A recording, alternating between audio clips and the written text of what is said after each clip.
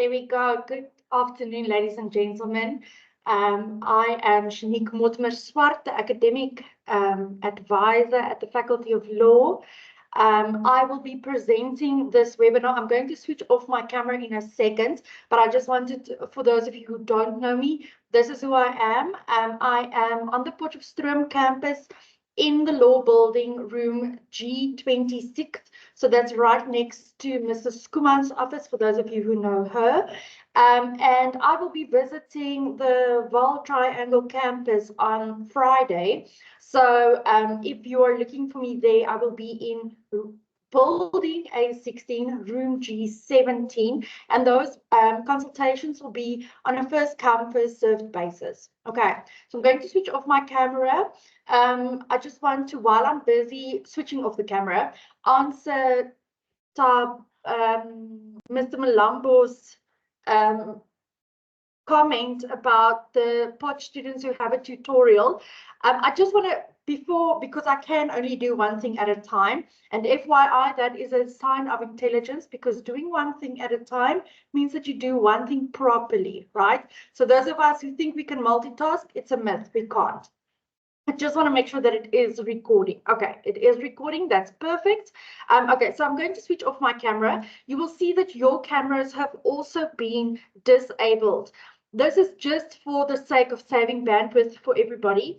But if you really want to share your face, you are more than welcome. We'll make those settings available to you. Okay, so Mr. Malambo, the students who are attending the tutorials, that's fine. I'm going to show you guys where the resources will be made available. This webinar is only going to be an hour. Okay, so it's from 4 to 5. It's always just an hour. The webinar it's designed to be like a quick fix kind of, or this is a life skill you need kind of. Let's be able to do this in an hour. Okay, so I'm going to share the link with the people who attend. If you then want to share it with everybody else, that is completely up to you. I just feel that I want to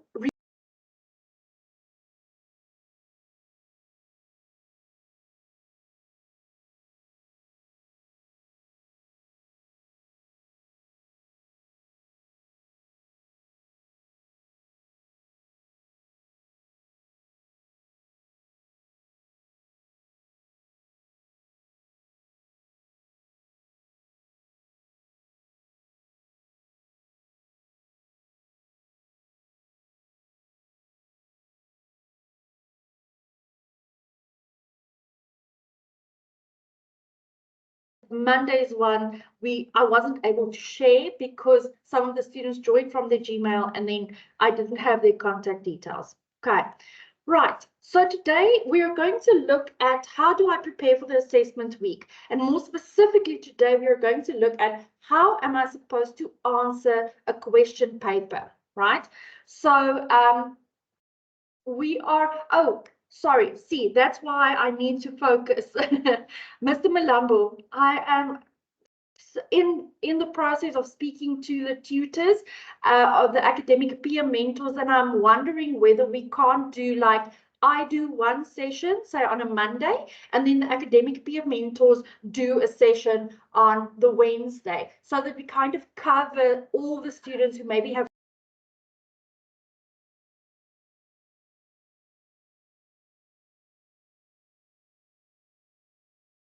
who aren't going to be able to do it. But I'm hoping that when I meet with the academic peer mentors, they would be willing to assist me in hosting them on multiple occasions, so that everybody has access after say specific tutorial being taught multiple times. Okay, right. So first things first, I want to recap what we did on Monday.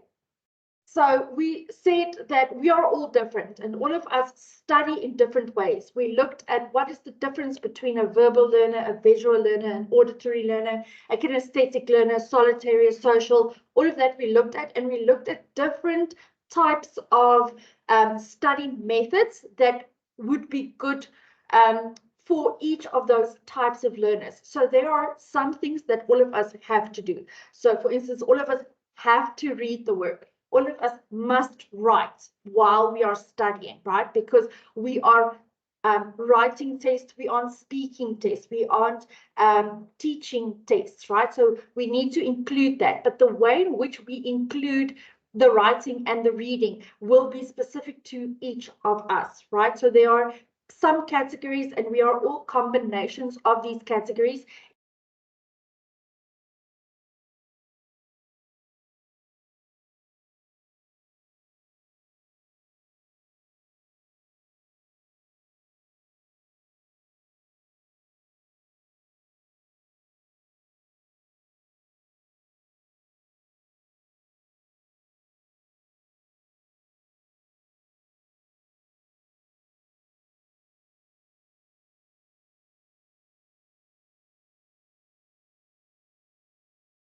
Go down to 0 before the day before the test, right? So we looked at spaced repetition as a way in which we can catch our memory before it reaches 0. And we had quite a cool graph that we used to see, okay, if I catch my memory like 9 days before the time, it means that it hasn't reached a low point yet, and I'm able to pick it up quicker and it won't go down as far. And we looked at how do I set my timetable.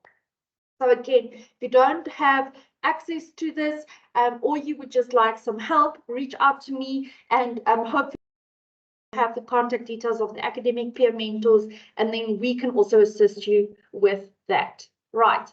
So getting to today, what am I supposed to do in a test or an exam? How am I supposed to make sure that my anxiety doesn't get the better of me? How am I supposed to make sure that I finish this paper in time? How am I supposed to make sure that I write everything that the lecturer needs from me?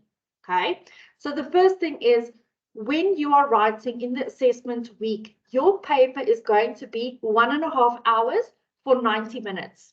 Okay, that means that you have 90 minutes for 50 marks. Right, so that's 1.5 hours. I'm sorry, 1.5 hours equals 90 minutes. The test will count 50 marks. So a 3-hour paper is 100 marks. So the math is the same, right? So using 15 minutes just to read. And during this reading time, I want you to make your crib notes. Okay, so we're going to look at, okay, what are those crib notes in just a second, right? So you make your crib notes, you go over your question paper, and you make sure that you understand exactly what is being asked before you start writing that paper. Okay, this is important because when you know exactly what is asked, you know, okay, this is the thing that I'm good at. So I'm going to start with that. And we always start with the thing that we are good at, because that boosts our confidence, and those dopamine levels that rise in our bodies, that actually equips us to deal with the difficult questions that come last. In addition, if we go over the time that we take, right, the 15 minutes, like the 1.5 minutes, I'll show you the math now. If we go over the 1.5 minutes per mark, then it means that the questions that you are going to struggle with, that you left for last, those are going to be the questions that you then probably don't finish, right? So if you go over time on your questions, then you won't finish your last question. But if you leave the most difficult one to last, then it means that you're going to probably like finish only half, and then you don't have to sit and struggle with that specific question for too long, right? So 15 minutes reading time, that means that you have 75 minutes left of your complete hour, right? And if you divide that by 50 marks, the 12 minutes for like a 10-mark question. So it works out to 1.5 minutes per mark. Okay, everybody with me on the math? So if you get your question paper and you see, okay, I have multiple choice, it's 20 marks.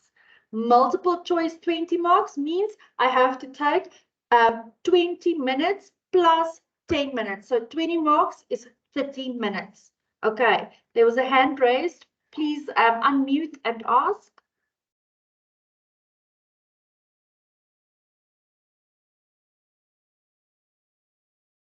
The hand that was raised. Did I answer your question, or are you good to go?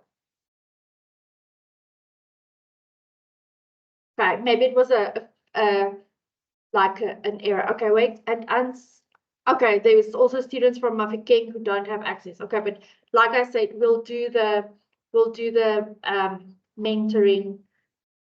Yeah, I'll let you guys know via Ifundi, right? Okay, so to continue with the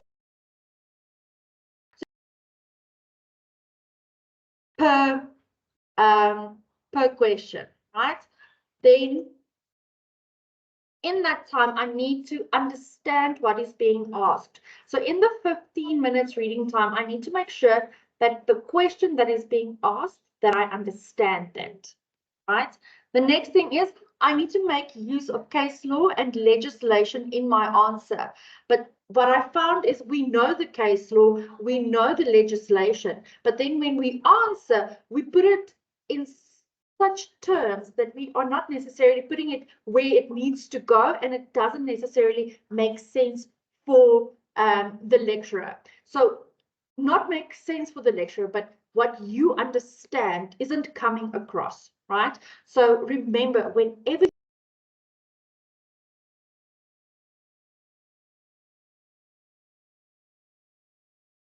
person who is the expert, the lecturer, they know everything about that module, right? They know everything about that content. And as soon as you make a mistake, they pick it up. So you have to write so that the expert can give you marks. But you must also write in such a way that someone who doesn't know what the Constitution of South Africa is understands what you are trying to say. Okay, so that's why we use the case law and we use the legislation. We'll get to some examples now. I just want to give you some background. Okay.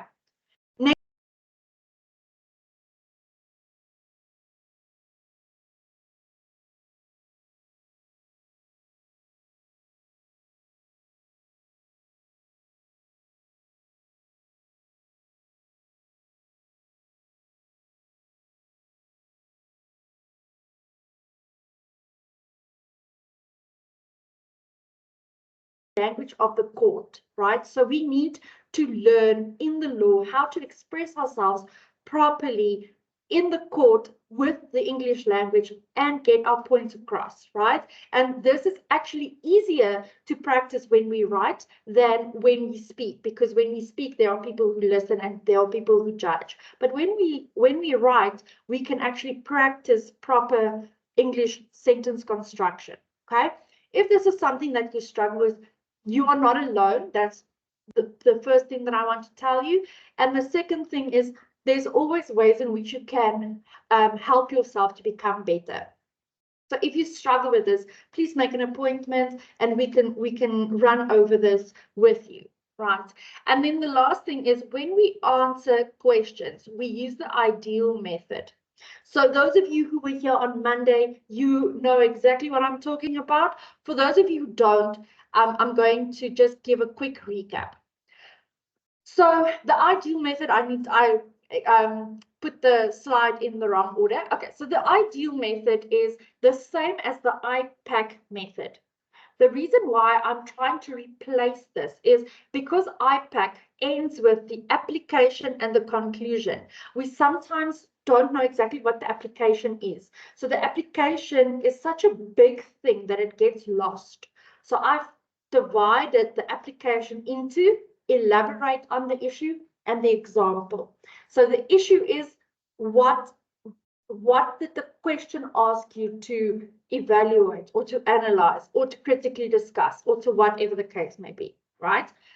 So your first sentence of every single answer that is above like 5 marks is going to be, this answer deals with, or the issue here is X, right? So that's what this little red box is for. That's what the sentence must look like. This answer deals with, the issue here is, and that X is then the term that is in the question, okay?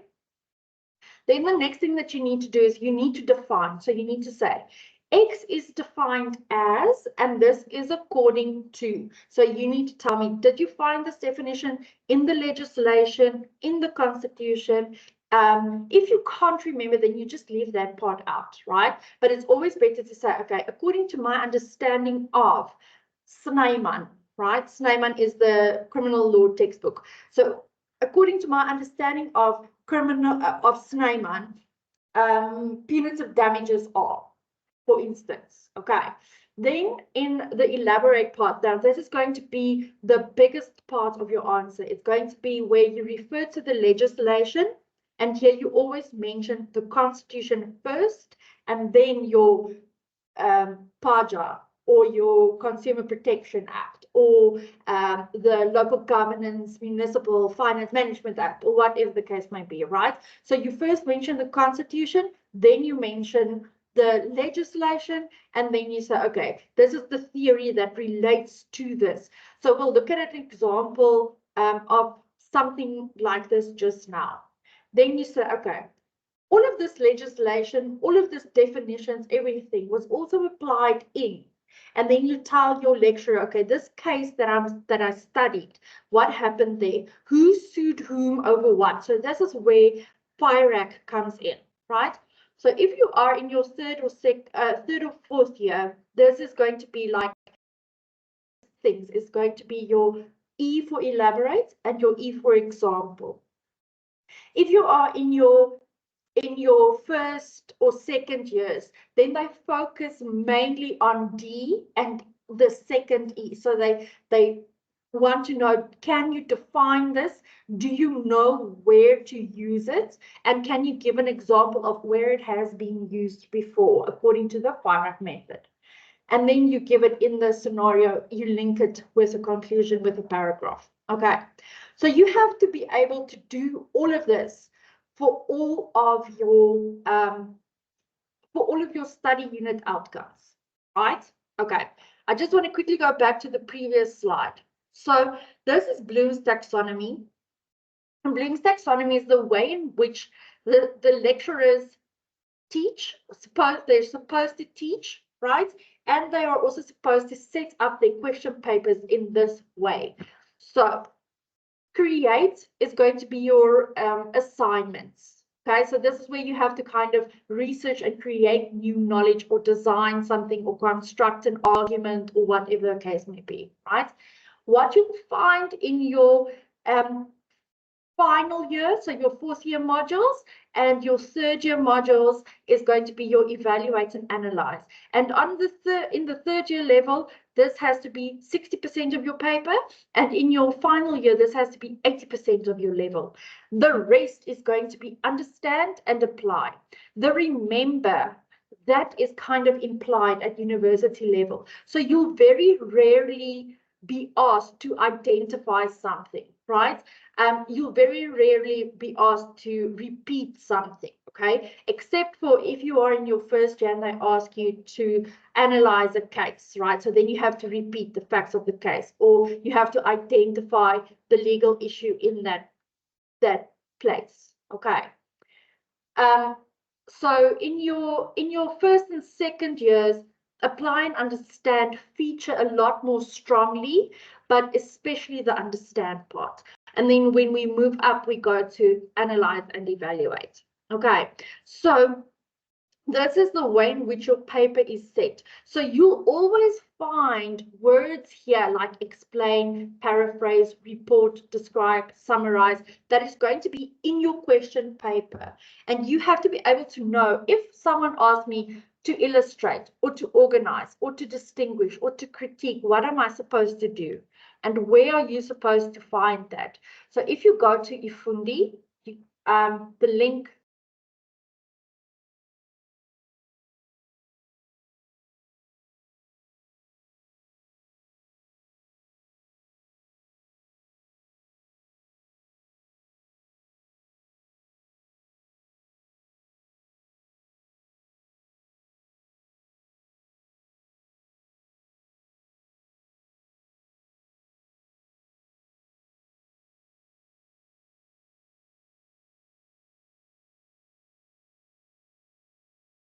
it shows you, okay, where can I find cases? Safly, Juta, LexisNexis. If you click on these links, it takes you there, right?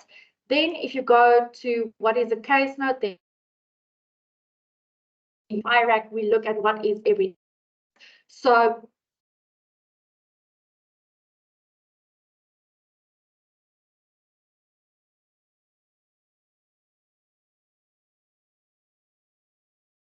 okay, so if we say, okay, define what do I want? And if you click then on the arrow, it says to define requires you to blah, blah, blah, right?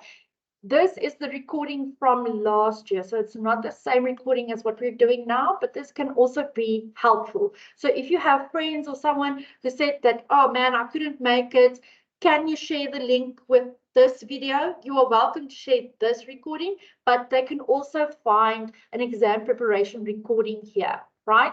So each of the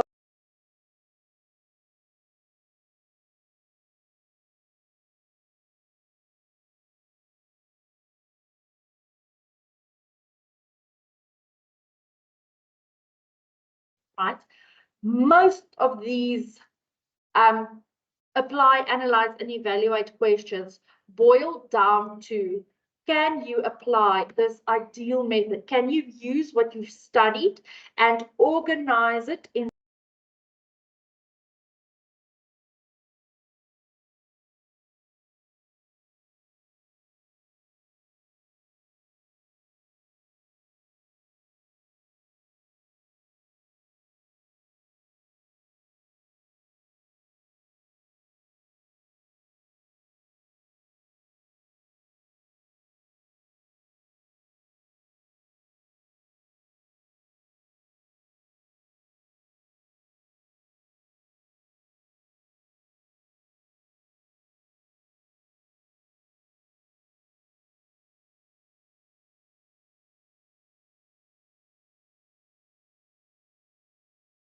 work the day before the time?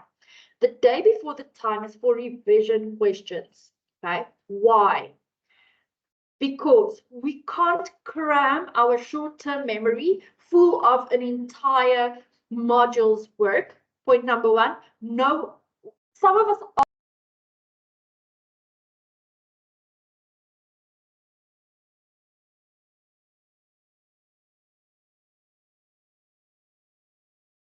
cope and deal with all of the facts or all of the content. So you need to give it time to process and to build your long-term memory, right? So we need to, in that analogy that I used on Monday, we need to build the house.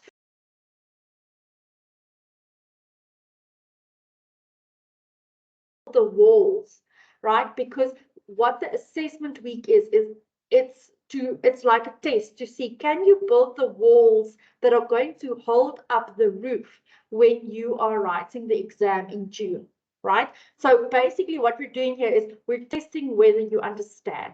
And most often, if you struggle with the semester test, with the assessment week, right? If you get like in between 30s and 40s, it means that you focused too much on your short-term memory. Okay, so when we have the day before the time, you're supposed to have all of your notes in your own things here that you then have to define. Okay, the first thing that we said is my first sentence always starts with the issue here is, right? The issue here is. And then you take the phrasing from the question exactly as it is, whether the Bill of Rights have any limitations. Okay, simple as that. So this tells the lecturer that you know exactly what this essay is supposed to be about. And it's supposed to be about the Bill of Rights and the limitations on the Bill of Rights. Okay, so now we need to define. Then we say, the Bill of Rights is contained in the second chapter of the South African Constitution.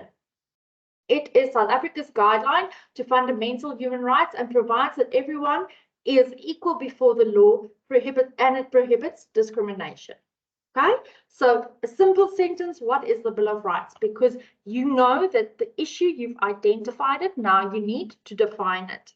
Okay, now we get to the difficult part, the E, right? This is a lot, but I want to focus on two things. Right, so the interpretation of the Bill of Rights, okay, BOR. So from there on out, I can use BOR. I don't have to write Bill of Rights every time.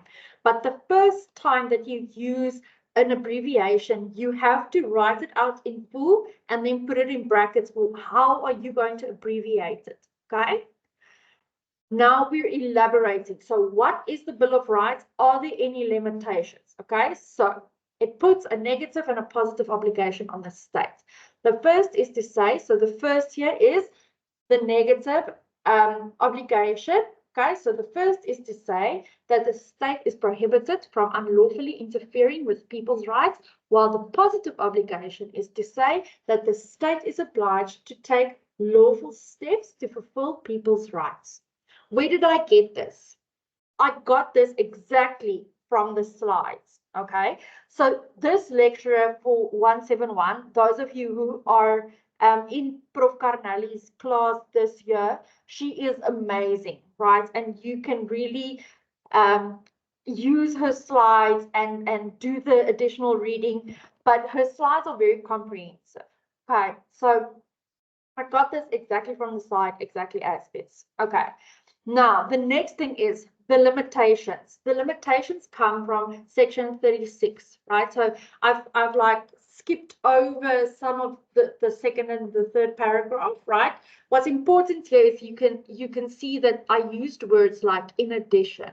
I've used words like for instance. So we call those discourse markers, and this links your ideas with each other. So you have to tell the lecturer, okay, I'm going over to like section 19, section 23, section 28, but what is that, right? And this is because people are limited according to specific rights. So every citizen, every worker, every child. So that's one type of limitation, right? And then also the issue of limitations is distinctly legislated in section 33. 36 of the Constitution. In this section, the Constitution sets out the grounds on which the rights may be lawfully restricted. Okay, so in short, what I've done is because law persons and the Bill of Rights is specifically Constitution, right? You won't find any other legislation in this answer, okay?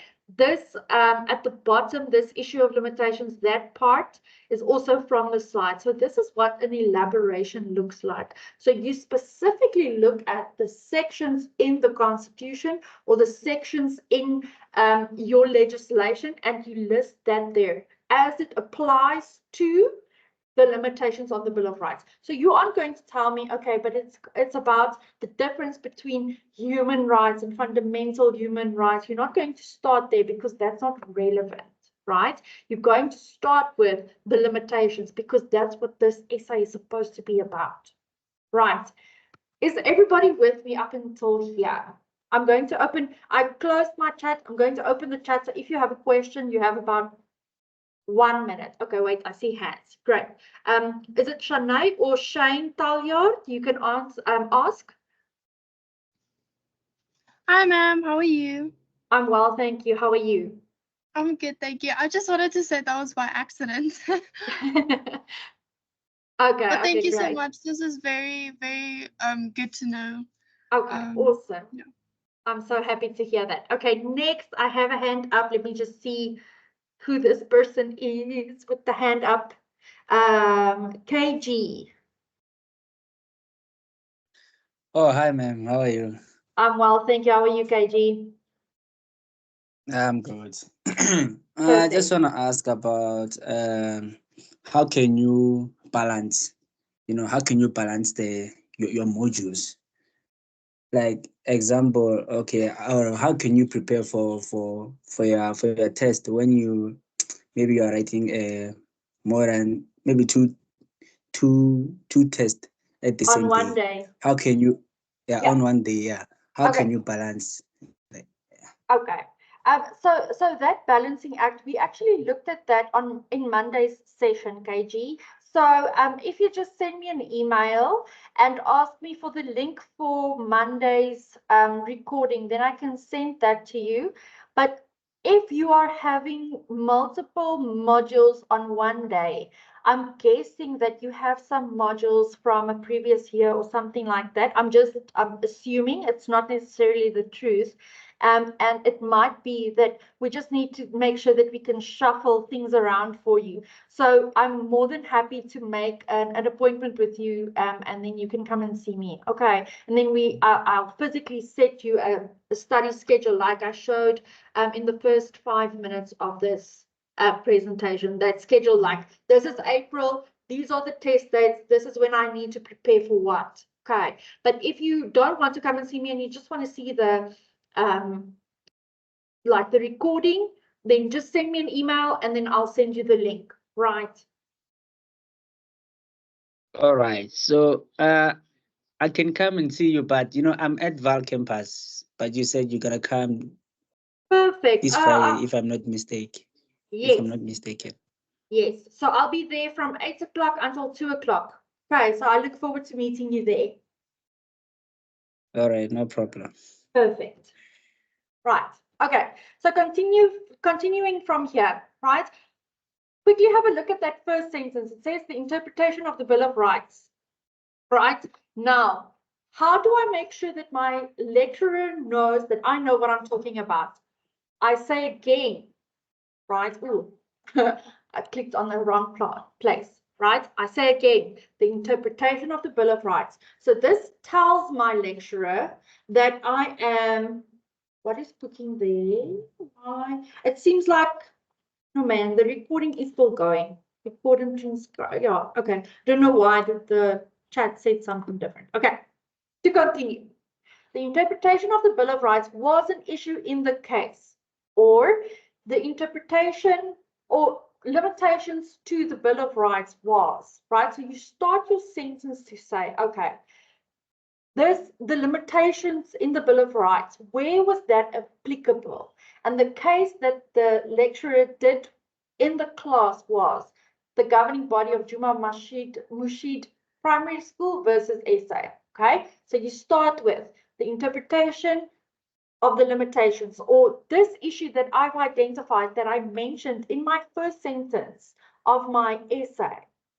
That was also an issue in this specific case. Okay, why are the cases important? The cases are important in this context. So there are multiple reasons why the cases are important. But in this specific context, they are important because if you get a scenario in your question, that scenario is going to be similar to a case that you studied and that you did in class. So for instance, if it is about confession, then the crime might differ, the perpetrator's name might differ, but the legal issue is going to be whether there's a valid confession or not. Okay, so we'll look at an example like that just now. But you need to be able to say, okay, this issue was applied in this case. So that's why we study the cases, is to say, okay, when I am a lawyer one day and my client has this issue, what am I going to use as support for my argument when I am in court? Right? That is the most important part of cases. And that is why we use them as examples in our answers. Okay, so then I laid out the facts of the case.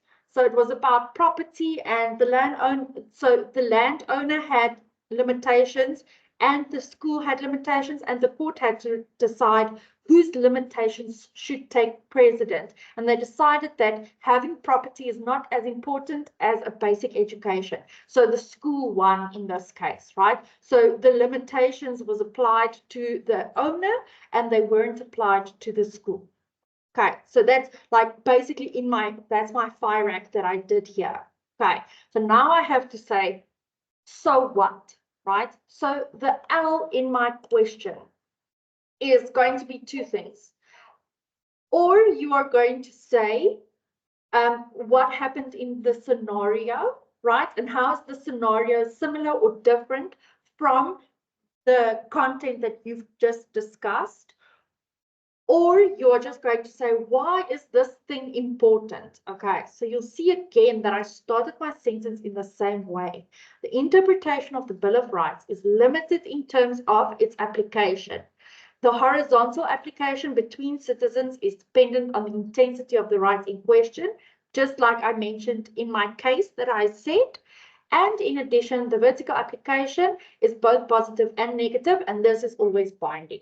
So I give a summary, or I say the limitations are important because someone else's rights can't be infringed at the cost of someone else's freedom, or whatever the case may be, right? So the last sentence is actually where you then answer the question. Okay, this is example number 1. I'm going to do another example. I'm just afraid that we're going to run out of time. If we do, I'm going to like put up the slide, and then I'm going to just run through them quickly so that you have them in the recording, and then you can actually just see, okay, do you follow my train of thought? Okay, right. So our second question comes from URI 211, and there's a study unit 2. So my revision questions come from the principle of legality, right? So right, so it's discuss the rules of principles of legality, discuss the rationale behind the principle of legality, explain the extent of the principle of legality, blah, blah, blah, right? Now my question is, Mr. Coker was convicted of rape, but appealed because Mr. Coker's lawyer said that the definition of rape did not include penetration with a foreign object. This is now hypothetical, right? Discuss the rule of loss certum based on this fact. Okay, so now I need to know that loss certum is part of the rules of the principles of legality. Okay, so immediately I know, okay, this is related to the principle of legality. So the issue here is the principle of legality. More specifically, the rule of loss certum, if you want to be really specific. Okay, the next paragraph I start with, the principle of legality is defined as, and I give the definition that I studied. This includes several rules, including loss certum, according to which crimes should not be formulated vaguely.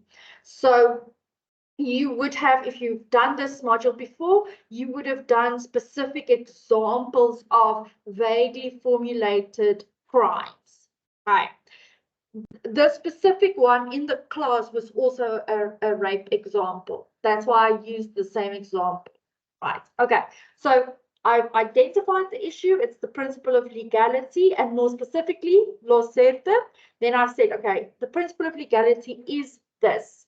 And this includes several rules, including this specific rule. And I said, okay, that is what the specific rule is. Now I have to elaborate. Where am I going to find this? Right? So the principle of legality is outlined in Section 35 of the Constitution.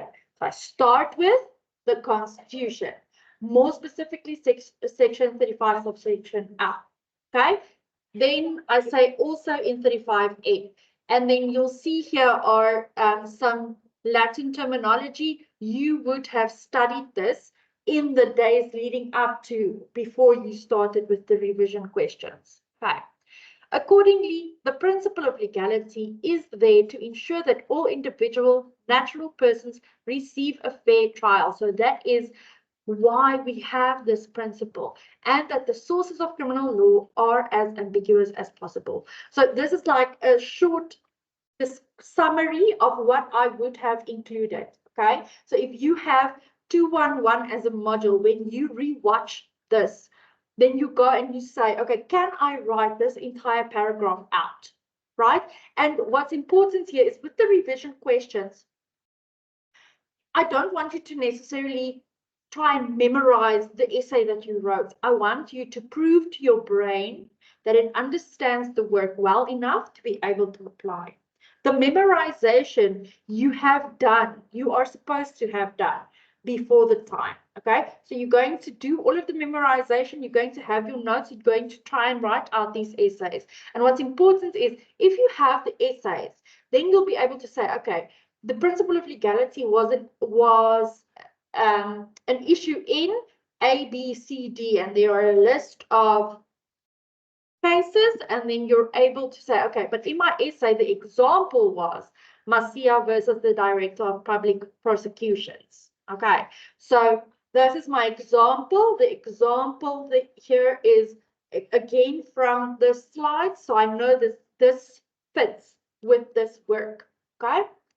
And I say the principle of legality was a determining factor in the hearing of Macia versus the Director of the Public Prosecution.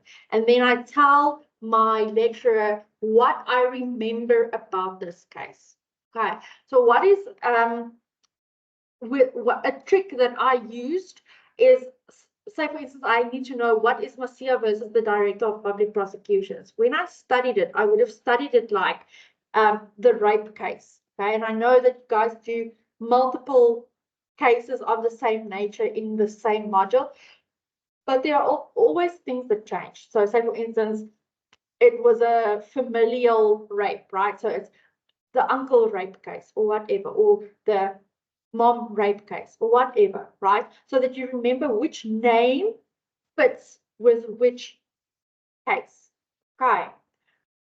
Right, so then you lay it out and then you say, okay, according to me, in this scenario, Mr. Coco's lawyers might argue that penetration with a foreign object cannot amount to rape, as the current definition does not include this. The principle of legality is important because, so that's kind of your last sentence, is why is this concept that I identified in my question, why is this important? Why should we study this? Okay, and my answer here, because I studied everything and I'm a very clever lawyer, is Mr. Coco's lawyers might be able to state that the actions committed by him do not amount to rape, and thus the conviction could be overturned. Okay, so you have to then put yourselves in the shoes of either the perpetrator, or you're going to put yourselves in the shoes of the lawyer, or you're going to put yourselves in the shoes of a judge, right? If you don't know whose shoes you are supposed to wear, put on the shoes of the judge, because the judge has to know what are both sides of this case. Okay, so if you were the judge, it might be like, okay, but is this rape or isn't this rape? Right? That's kind of the decision that you then have to make. And then it will have legislative implications. Okay, so you have to make sure that, given the facts that you've just written, what kind of decision would a rational judge make? And that's then what you write in that last part. And why is this principle important? Okay, so that's the second example. Is there any questions leading up to this? Going. Perfect. Okay, moving on. This last question was actually in a law of evidence paper. I think it was last year, maybe the year before that. Okay, so this looks very intimidating. I just copied it exactly as is. That's why the font and everything is different, right? So Cheeky Charlie breaks the lock of an elderly Mr. Beefmaster's kraal and steals his stud Brahman bull to the value of 50,000. He hides the bull in the bushes near to the neighboring village. Mr. Beefmaster searches for his bull and gathers information from the surrounding villages. Eventually, he, together with two of his friends, track down Cheeky Charlie and confront him about the stock theft incident. They put him into the kraal and start flogging Cheeky Charlie. So flogging is they beat him, with sjamboks. Cheeky Charlie eventually admits to all the elements of the crime. A severely injured Cheeky Charlie is then handed over to the police and is arrested and charged with the crime of stock theft.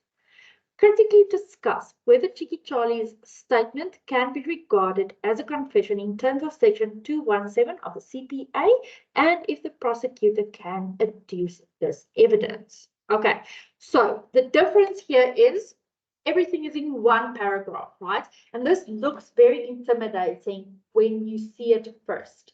But there's two things here. So the first thing is, this is why the reading time is so important, because when you take your time, that that first 15 minutes and you say, okay, but all of this stuff, all of the yellow stuff, that's actually just the case law. And I just need to remember what case I did in my studies that's similar to these, right? And then I need to critically discuss, which means to make a judgment, to criticize by looking at multiple viewpoints. Where did I get this? I got this from the Ifundi site. So I know, okay, what am I supposed to do, right?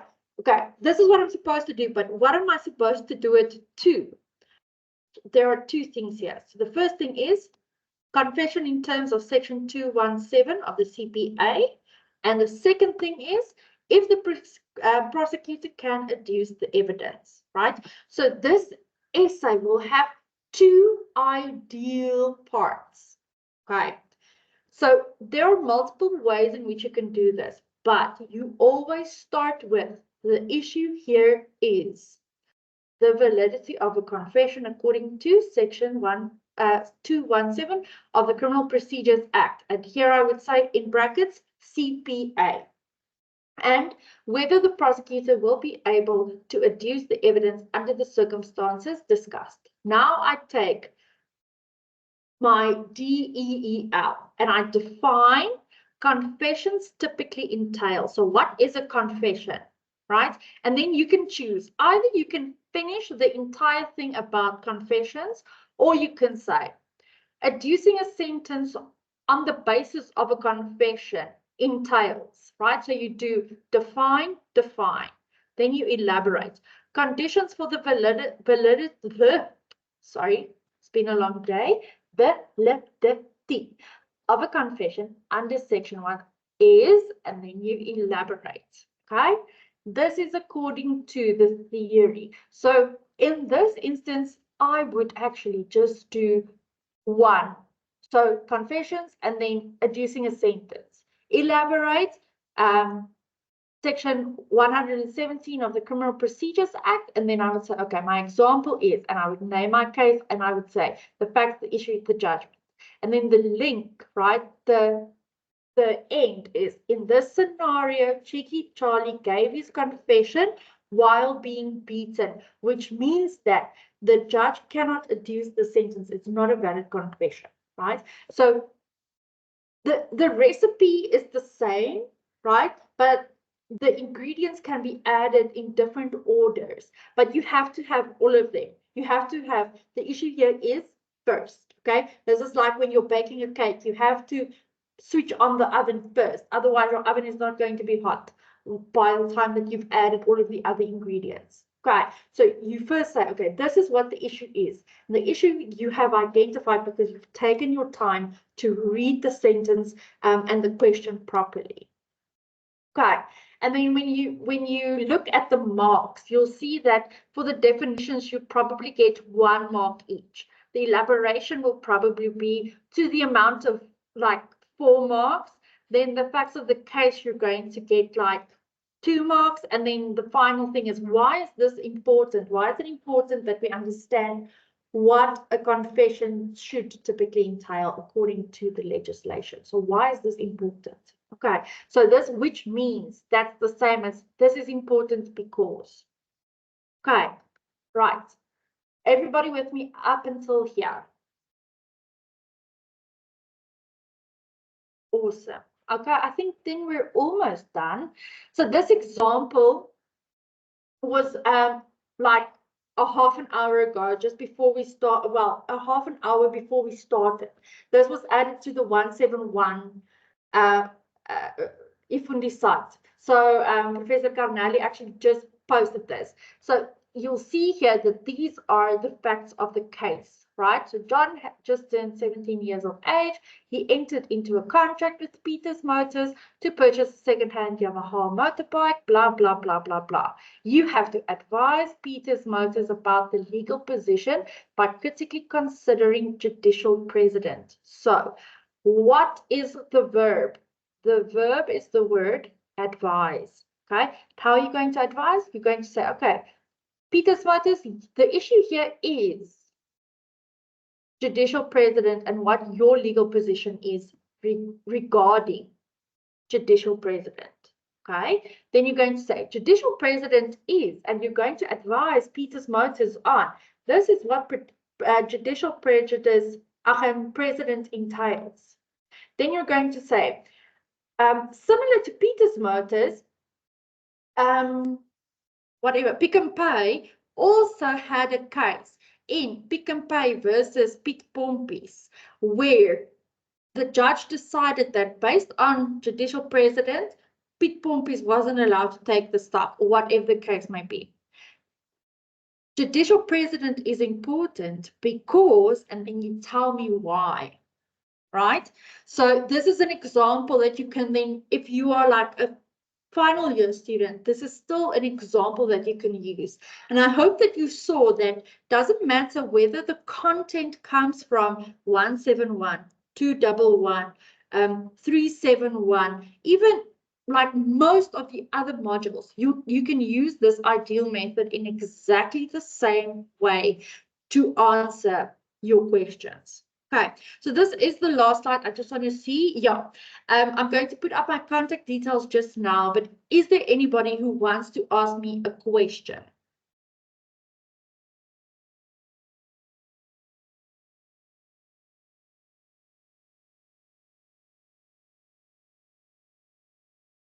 Moment of silence. Listening to the crickets. And gone. Okay.